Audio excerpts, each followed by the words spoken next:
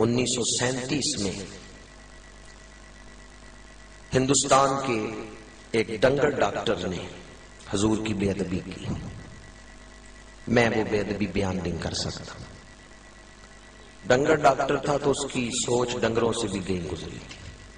نام تھا اس کا رام گوپال، ڈاکٹر رام گوپال. پہلے ضلع گڑگاواں میں تھا، بعد میں اس کی تبدیلی ضلع حصار میں کی گئی. چکوال ایک نوجوان سویا ہوا ہے، مرید حسین. کیا نام ہے؟ یہ ڈیوٹی کسی حسین کے مرید کی لگائی گئی ہے. یہ جرت، یہ ہمت وہی کرے گا جو آقا حسین کا مرید ہے. نوجوان کا نام تھا مرید حسین. چکوال میں کریالہ ایک قصبہ تھا، وہاں وہ سویا ہوا ہے اپنے گھر. خواب میں حضور کی زیارت ہوئی. حضور کے چہرے پہ کچھ ملال ہے، پریشانی ہے. یہ نوجوان عرض کرتا ہے، یا رسول اللہ صلی اللہ علیہ وسلم، کس نے آپ کو پریشان کیا؟ حضور اس کافر کا چہرہ دکھا دیتے ہیں. ضرور بات ہے، اس نے مجھے پریشان کیا ہے.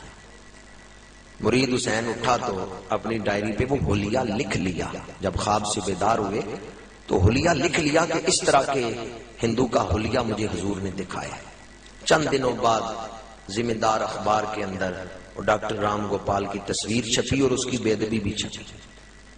اب یہ مرید حسین مختلف علاقوں میں اسے ڈھونڈتے رہے تا کہ وہاں پہنچ گئے حصار میں، جہاں اس ڈنگر ڈاکٹر کی ڈیوٹی تھی. ہسپتال کے ساتھ ہی اس کی رہائش تھی. دوپہر کا وقت غائی صاحب جب اس کے گھر داخل ہوئے تو وہ دوپہر کے وقت درختوں کی گھنی چھاؤں کے نیچے چارپائیاں بچھا کے سویا ہوا ہے. ساتھ کچھ بچے کھیل رہے ہیں. ایک چارپائی پہ اس کی بیوی بیٹھی کشیدہ کاری کر رہی ہے، اور ہسپتال کے جو کچھ نوکر تھے وہ بھی اس کے گھر میں کام کر رہے تھے. غائی صاحب جب داخل ہوئے، نوکروں نے دیکھا، آواز بلند کی، کون ہو؟ تو غائی صاحب دوڑے اس ڈاکٹر کی طرف. وہ سویا ہوا تھا چارپائی پہ، اور یہ کہتے ہوئے دوڑے، اٹھ گستاخا، نبی دا دیوانہ آ گیا ہے. اردو کی کتابوں میں یہ جملہ آج بھی پنجابی میں لکھا جاتا ہے کہ غازی صاحب نے کس طرح اس کو للکارا. اٹھ گستاخا، نبی دا دیوانہ. اس کی بیوی نے بھی رام گوپال کا نام لے کے کہا، رام گوپال اٹھ، کوئی مسلمان آ گیا ہے. رام گوپال اپنی چادر سنبھالتے ہوئے اٹھا. ادھر سے نوکر دوڑے، ادھر سے اس کی بیوی آگے ہوئی. غائی صاحب نے اس کی بیوی کو ہٹا کے رام گوپال کے پیٹ میں وار کیا ہے، پھر اس کو قتل کر دیا ہے. نوکروں نے پکڑ لیا مرید حسین کو. پولیس آ گئی، ہتھ کڑیاں لگائیں، پر کون جانے ان ہاتھوں کی خوش قسمتی جنہیں زنجیریں پہنائی جا رہی ہیں عشق رسول کے جرم میں. پولیس والوں نے کہا، تیرا نام کیا ہے؟ تو غائی صاحب نے کہا، میرا نام ہے عاشق رسول. وہ تو بعد میں راز کھلا کہ ان کا نام مرید حسین ہے. چکوال سے عزیز و اقارب گئے ضلع حصار. وہاں ایک قریشی صاحب، جلال الدین قریشی صاحب وکیل تھے، ان کے پاس بیٹھے ہیں اور گفتگو کر رہے ہیں وکالت کے بارے میں کہ ایک مولانا صاحب تشریف لائے. تو ان کو تعارف کرواتے ہوئے جلال الدین قریشی نے کہا کہ یہ اس معاذ اللہ یہ اس بدقسمت ملزم کے والدین ہیں. جب غازی مرید حسین کا نام لے کے وکیل نے کہا نا، یہ اس بدقسمت ملزم کے والدین ہیں جس نے قتل کیا ہے، تو مولانا صاحب کو غصہ آ گیا. انہوں نے کہا، جلال الدین قریشی بدقسمت تو ہے جسے پتا نہیں عاشق رسول کا نام کس طرح لینا ہے. جس نے گستاخ رسول کو قتل کیا وہ بدقسمت نہیں ہے، وہ تو بڑی قسمت والا ہے جسے اللہ نے اس عظیم مقصد کے لیے چن لیا ہے. پھر جلال الدین قریشی کی آنکھیں کھلیں. پھر اس نے یہ کیس بھی لڑا، لیکن حکومت انگریزوں کی تھی. غازی مرید حسین کو بھی 24 ستمبر 1937 تختہ دار پہ چڑھا دیا گیا. غازی مرید حسین بھی آخری وقت تک مطمئن رہے ہیں، جفا کی تیغ سے گردن وفا شیاروں کی، کٹی ہے برسرے میدان مگر جھکی تو نہیں۔ تلاگنگ کے ایک نوجوان میاں محمد شہید رحمت اللہ تعالی علیہ فوج میں ملازم ہیں۔ کچھ ہندو بیٹھے اور مسلمان بھی اکٹھے بیٹھے ہوئے ہیں۔ ایک مسلمان نے حضور کی نعت پڑھی، سارے فوجی تھے، تو ایک ہندو نے کہا کہ میرا بھی دل کرتا ہے میں مسلمانوں کے پیغمبر کی نعت پڑھوں۔ اس ہندو نے نعت پڑھی۔ جب وہ ہندو حضور کی نعت پڑھ رہے اس وقت چرن داس ڈوگرا ایک فوجی تھا، وہ قریب سے گزرا، اس نے دیکھا ہندو پیغمبر اسلام کی نعت پڑھ رہے، تو چرن داس ڈوگرا نے اس ہندو کو روکا اور معاذ اللہ ثم معاذ اللہ بڑی بے ادبی والے لفظ بول کے کہا کہ پیغمبر اسلام کی نعت نہ پڑھو۔ جب اس نے بے ادبی والے لفظ بولے تو انہی بیٹھے ہوئے فوجیوں میں سے میاں محمد شہید رحمت اللہ علیہ کھڑے ہوئے اور اٹھ کے کہا کہ ڈوگرا تو اپنی زبان کو سنبھال لے، آئندہ میرے نبی کی بے ادبی نہ کرنا۔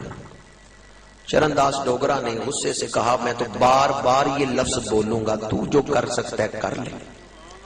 میاں محمد شہید حوالدار کے پاس گئے، اسے بتایا کہ ڈوگرا کو کہو اپنی زبان کو لگام دے لے، ورنہ نبی کے غلاموں کو لگام دینا آتا ہے۔ حوالدار بھی اسی مذہب کا تھا، اس نے بھی نوٹس نہیں لیا، اس نے کہا کہ میں سمجھا لوں گا ڈوگرا کو، تو میرے دفتر سے نکل جا۔ میاں محمد شہید رحمت اللہ علیہ دل کو سکون نہیں ملا، یا رسول اللہ کوئی آپ کی بے ادبی کرے اور میں برداشت کر لوں۔ گارڈ روم میں گئے، جو ان کے حصے کی رائفل تھی وہ اٹھائی، اسے لوڈ کیا اور تیز چلتے ہوئے آئے اس جگہ جہاں چرن داس ڈوگرا حضور کی بے ادبی کر رہا تھا، اور رائفل اس کی طرف تانتے ہوئے کہا کہ اب بھی زبان کو لگام دے لے، ورنہ نبی کا غلام تیری زبان کو بند کرنا جانتا ہے۔ چرن داس کے پاس بھی رائفل تھی، اس نے اٹھائی، جواب دینے کے لیے بے ادبی بھی زبان سے کر رہا تھا کہ رائفل اٹھائی۔ میاں محمد شہید رحمت اللہ علیہ نے 10 گولیاں اس ہندو کے پیٹ میں، اس ہندو کے جسم میں وار کیا۔ جب وہ گر رہا تھا تو جناب میاں محمد آگے بڑھے، اور جذبات کا ایک ایسا طوفان تھا کہ پھر اپنی رائفل اس کے منہ پہ مار رہے ہیں، اور اس کے منہ پہ رائفل مارتے ہوئے کہتے ہیں اس ناپاک منہ سے میرے پاک نبی کی بے ادبی کر رہا تھا۔ اور پھر آپ نے اس کی زبان کو اپنے پیر کے نیچے رکھا، اس کی زبان پہ اپنا پیر رکھتے ہوئے کہا اس ناپاک زبان سے میرے پاک نبی کی بے ادبی کر رہا تھا۔ پھر آپ نے خود گرفتاری پیش کی، مقدمہ چلا، سزائے موت کا اعلان کیا گیا۔ اس مہینے کو نسبت ہے غازی میاں محمد شہید کے شہادت کے ساتھ، آج تو 21 اپریل ہے، اور غازی میاں محمد شہید کی شہادت 12 اپریل کو ہوئی، 12 اپریل 1938۔ غازی صاحب کو جب تختہ دار پہ لایا گیا، غازی صاحب نہ جانے کس کیف میں تھے، درود شریف پڑھ رہے تھے کہ تختہ دار پہ آئے۔ جلاد نے کہا اپنی زبان نہ ہلاؤ، غازی صاحب نے کہا تو اپنا کام کر، مجھے اپنا کام کرنے دے۔ جلاد نے کہا کہ زبان بند کر لو، غازی صاحب نے آخری لفظ بولے جس پر پھندا تنگ کر دیا گیا اور تختہ کھینچا گیا ہے۔ آخری لفظ یہ تھے، اب اس کیفیت حضوری کو کون سمجھے کہ آخری لفظ غازی میاں محمد شہید کی زبان سے یہ نکلے سرکار میں حاضر ہوں۔ ذرا تصور تو کریں روح کن بلندیوں کی طرف محو پرواز ہوئی ہے۔ سرکار میں، اسی کو عربی میں کہتے ہیں لبیک